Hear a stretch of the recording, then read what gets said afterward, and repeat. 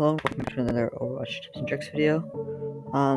This is going to be a short one today due to Hanzo's simple kit, but hope you enjoy. So really with Hanzo, it's pretty simple as I said.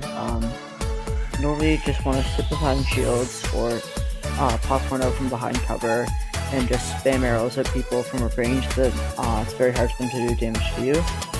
And the other thing that you have to do is make sure that you're trying to take high ground as much as possible with your wall climb.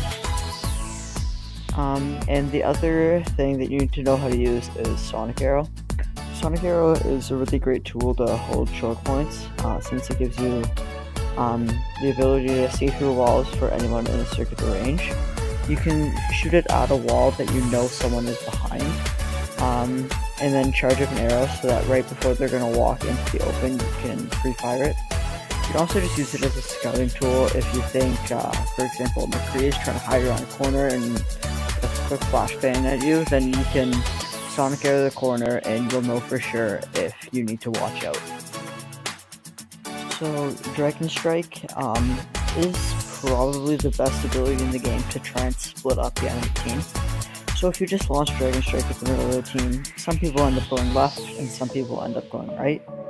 So communicate to your team before you use Dragon Strike to push into whoever splits off and goes left or whoever splits off and goes right, so that in the mini skirmish of the fight you'll have a guaranteed numbers advantage. The other thing that you can do is if you know a couple of people are in a room, you can launch the Dragon Strike into the room because it goes through walls and just force them out of their cover. Is actually pretty easy to counter because he doesn't have any big movement abilities. So if you see him use his double jump or is in an open space with no walls to climb and no high ground to get to evade your dive, then it's the perfect time.